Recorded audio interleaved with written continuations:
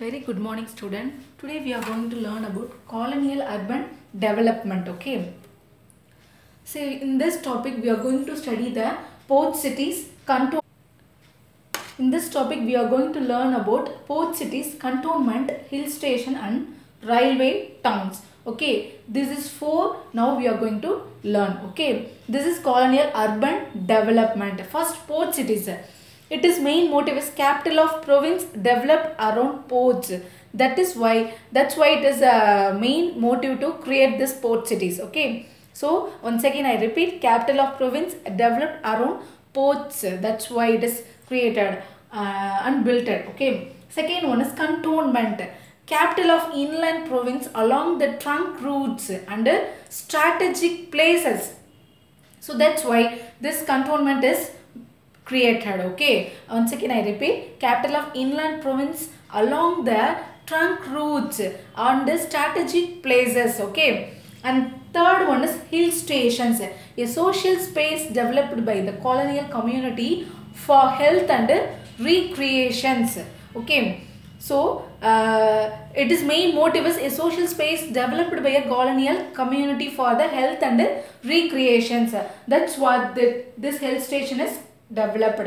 And then railway towns, in the context of building of railways for quick movement and troops and goods. It is a movement in the exact word transaction. Okay, so transportation, easiest and fastest transportation. That's what it is developed. So port cities is developed by capital of province, developed for capital of provinces developed around ports, and then cantonment is capital of inland province along the trunk routes and strategic places, and hill stations are for health and recreations, and railway towns is fastest transportations. Okay, that's what these four is developed. Okay, first 2 points now we are going to study, and another 2 points next class we will study. Okay students, first we are going to study about the port cities. The British arrived in India for trading.